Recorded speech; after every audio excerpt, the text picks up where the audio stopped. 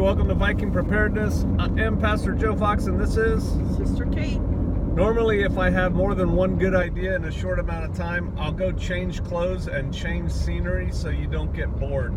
But I'm sitting in a car right now, so as the ideas come, I'm going to make videos. And I haven't pre-briefed this one with Sister Kate, but I bet she's going to have some options. One comment I see from one particular Viking more than anybody else, but I've seen it from other people, is that it's hard to find a group, a crew, a team, a mag that does anything. And this has been my experience over many years, that a lot of groups in whatever form, I like that truck. He's got a lot of antennas on that. Yeah, he does. It's an F-250 Super Duty X. Nice. A lot of groups will form with all the best intentions, and they devolve into what I call coffee clubs, where we all just sit around, drink coffee, eat food that people brought to share, and bitch about the government and talk about conspiracy theories and how the world's getting horrible, man, and every now and then do a bob layout, a bug out bag layout. And that group's not going anywhere, and you're not getting better at anything. You have to do stuff. Just like you as an individual, if you want to get better at this thing called preparedness, you actually have to do stuff other than just reading, magazine articles and watching YouTube videos. You have to put your hand to the plow, as it were. As a group, as a crew, as a mag, you have to do things together. And the types of things you do have to, at least over time, appeal to everyone in the group. And I'll give you an example. If you have a group of a couple families, and all that group does when they get together is shoot guns and run around the woods and play commando, I'm telling you, a lot of those women aren't going to like it. And there's not much for the kids to do. And the kids are bored and they start whining. Next thing you know, the teenagers aren't coming anymore. And your group is not that tight anymore because you haven't done things together. I'm not saying that every activity has to appeal to everyone in the group or be useful to everyone in the group. But just like any relationship, you're going to have to compromise.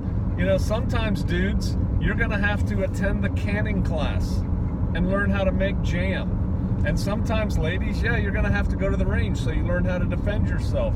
And sometimes we got to do fun things. Let's just get the boats, go down to the lake, rent boats, and go fishing and paddle around in the water and then have a picnic. Things like that. What do you think? I know I just threw this at you, but what do you think? I think that's very important for the group as a whole because you want to be well-rounded.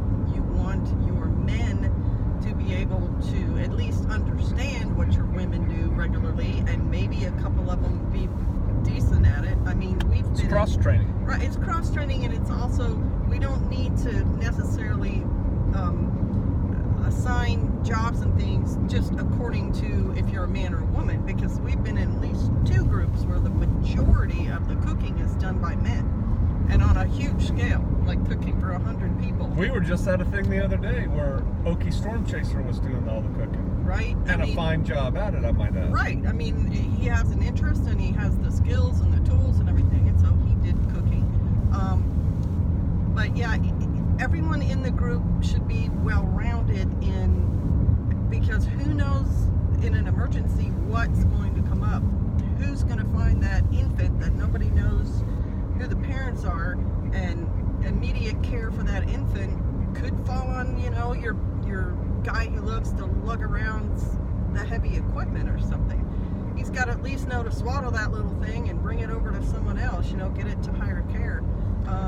Let me break in. And so I did a video recently on indicators and warning and lists. Something else that's worth doing as a group, and this could be a sit-down coffee meeting that you have as a group, is what skills do we want to have as a group? And by that, I don't mean, well, we need a backhoe operator, we need a heavy equipment operator, and we need a security guy, and we need this. No, I'm talking about as a group, what should we know how to do? And, like first aid. Okay, so now what you're starting to do is come up with things you need to train on, whether you know it or not. Some things you have to continually train on, continuous adult education, or continuing adult education, but for kids too. But like first aid, we need to know first aid. We need to know basic self-defense. We need to know cooking. We need to know camping. We need to know how to move as a group. We need to know what? What do we need to know as a group? Give me a couple things.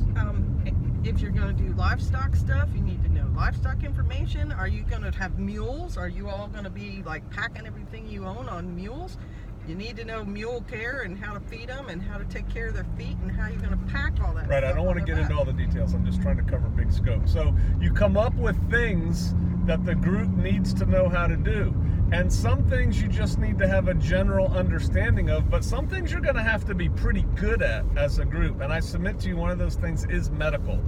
Because when somebody is gushing blood, that's not the time to pull out a book or have to run for your one medic that you have. We're going to have to deal with this stuff.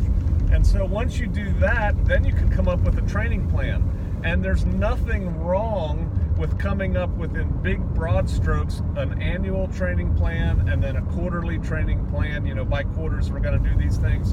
And then when you're about 4 months out, you should be scheduling days and locations for when we're going to do these events. It helps with your MAG if you have regular meeting times. We're going to meet every Sunday, or we're going to meet the first and third Saturday of every month, whatever you guys decide, so that people can plan their lives and schedule it. I know a lot, and I've mentioned this before, I don't quite understand why so many prepper groups, whether they're teams, mags, or whatever, are so hesitant to meet weekly.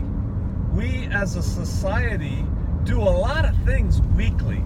We go to church weekly. We go to Boy Scouts or Girl Scouts weekly. We have our bowling league weekly. We have our Friday night, combat handgun weekly. Well, those things are all fun and well and good, but if you're talking about the people you want to pull together with for the end of the world, I would think you could schedule something weekly. And then sure, some things, maybe it's just a 2-hour meeting where we get together and do things.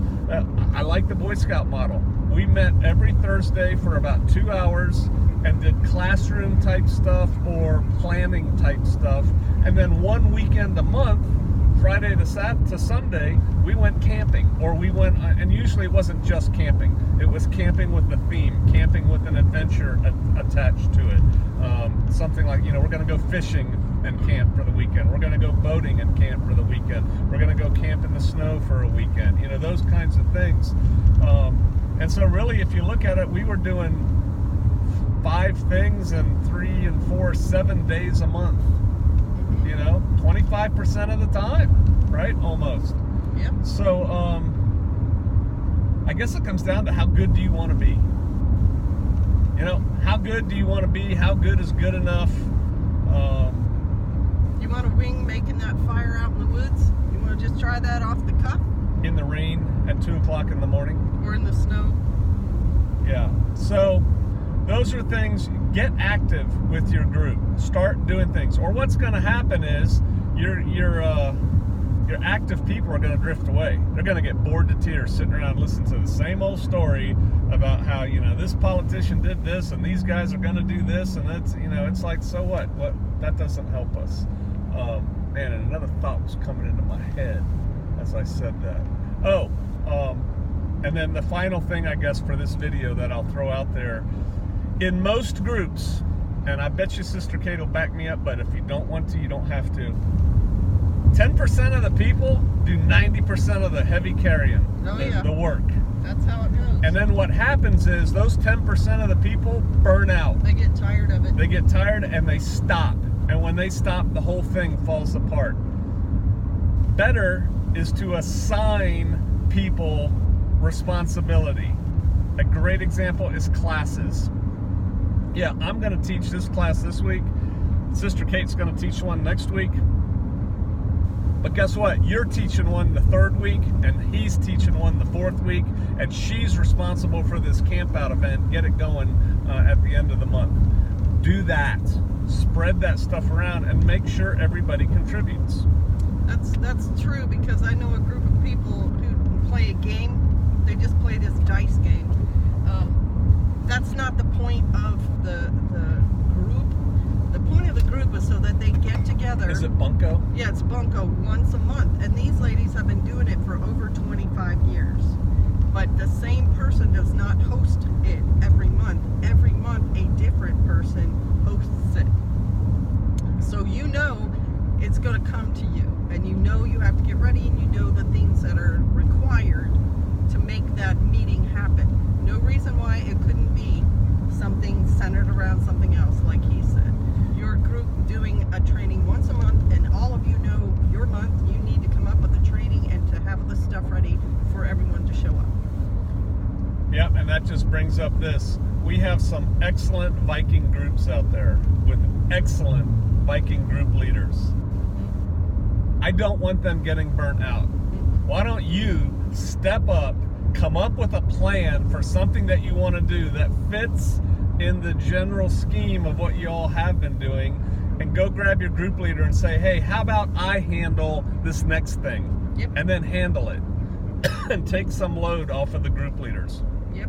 Believe it or not, they're doing stuff behind the scenes that you don't see. It's more than just organizing and getting the group together and having something interesting to do. All right, think about that. Pull your weight.